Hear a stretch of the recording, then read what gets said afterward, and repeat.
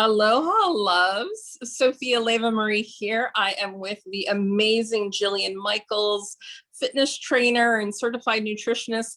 We were just having a little coffee chat, and I just wanted to connect you in with our conversation. Jillian, you're looking fabulous as always. How have you been? What have you been up to lately? I've been good. Just moved to Miami. Getting acclimated. That's kept me pretty busy. Other than that, same old, same old. Yes, moving is a whole thing. I've been doing that on this island. I keep going from house to house, but we still Feel your get pain. to make the magic. Yeah. Now, Jillian, as you know, I work around emotional wounds, about healing those in the way that, they come out in dysfunctional relationships that you keep having. It just looks like a different person, or you keep hitting the income ceilings, or, you're just not able to create the life you want. Now, in my baby program, people come to me, we play for about 3 months, and they get to heal these core emotional wounds.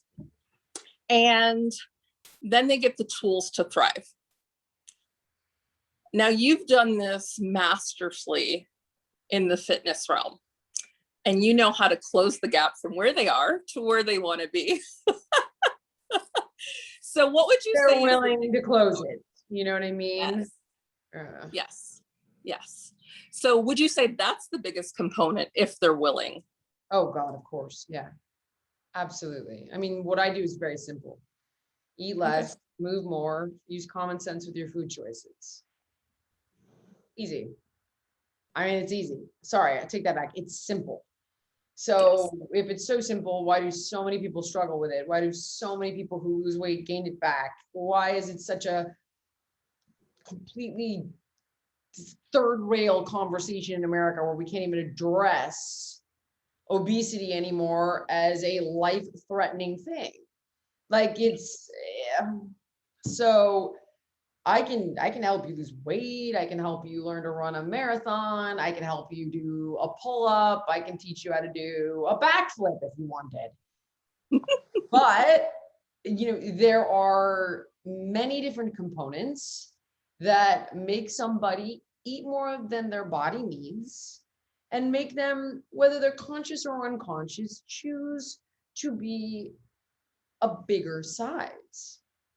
So until they're like, I think I want to change this, and really, really be able to tolerate the pain of doing so, emotionally and physically, there's nothing I can do.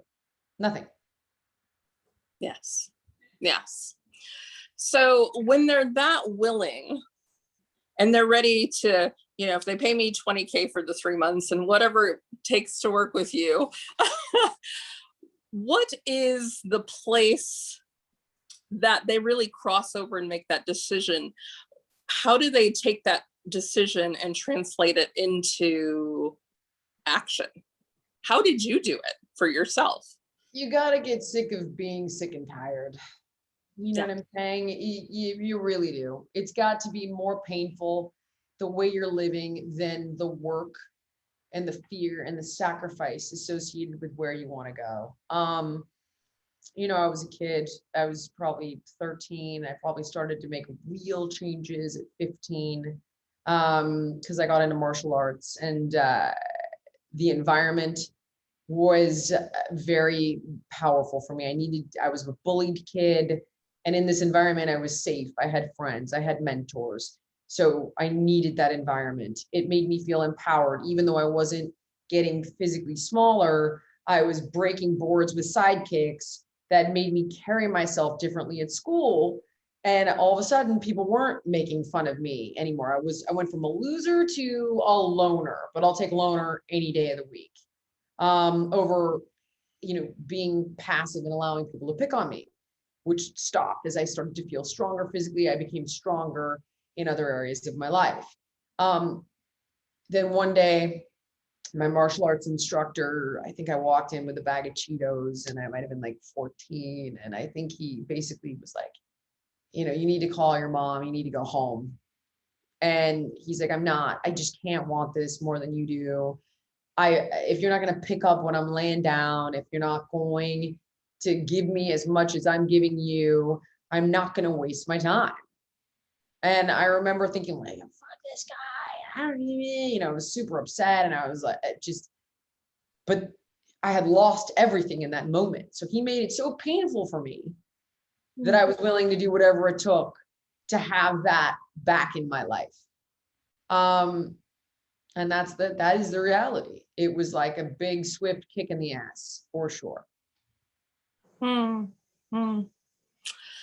So if someone's at this point and they're just feeling the pain, what's kind of the other side of the picture that you can give them? Because they can't see it in the pain. You got to help them identify the why, right? And the why is what allows you to tolerate the work and the sacrifice associated with the goal. So it's like, okay, it's painful. Like you're standing in fire. You're going to move away from the fire, but then which way do you go to get out of it? So it's like, okay, now you feel the pain of what you've been doing and you're ready to move because it hurts here.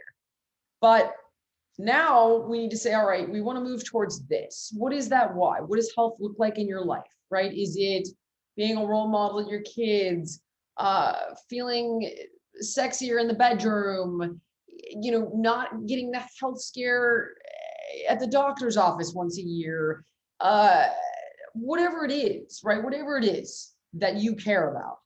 It could be, if you're a teenager, it's probably skinny jeans. If you're 40, it's probably living to meet your great grandchildren, or all of the above. There's nothing too profound. There's nothing too superficial as long as it matters to you. And it's helping them identify the why, the possibilities that make them passionate, that allow them to persevere, that allow them to give meaning to the pain and the suffering, so they can move out of that pain with an action plan that gives them purpose. That's beautiful. All those finding the whys, healing the emotional wounds, giving them the tools to thrive. I'd love to ask just one more question. What is it that you'd like to do next? I mean, you're an amazing fitness trainer, you're a nutritionist, mom, you've healed so many illnesses of yourself. You're definitely a thrivalist. Sure, no, trust me. But I think, professionally, I am interested in growing other brands. We have the fitness app, which has all my content on it, but now I'm adding new trainers and meditation specialists and sleep experts, and getting to introduce new talent is really exciting for me.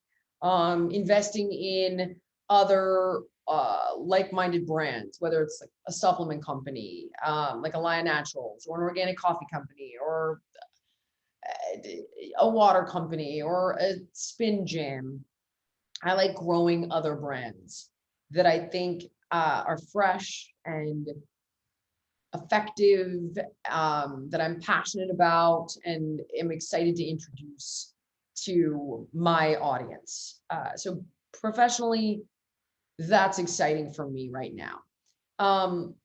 Personally, I used to think I was gonna, as a kid, it was like, oh, I'm gonna save the world. Now I just honestly, I just want to get to the end of my life and have my kids have like a great relationship with my kids. And I know that I look back at like what my friends have been through, what I've been through in my life, and it's like you can have a lot of regrets and they suck. That's one I don't want. So I want to get to the end of my life and not regret how I parented my kids. Like we'll make mistakes, we'll screw up, but I don't want to regret that. I want to be like, I know I showed up as best as I could. I know I grew as fast as I could. I know I prioritized as much as I could. So that's when personally, that's important to me, obviously. That's beautiful. Thank you for sharing that. And thank you for being an example of, saying enough is enough for healing those wounds internally and externally, and for being that example for your kids, because they watch what you do more than what you say. So you're showing up for us, you're showing up for your kids, you're showing up for everyone. And I'm just so happy we got a few minutes today to chat.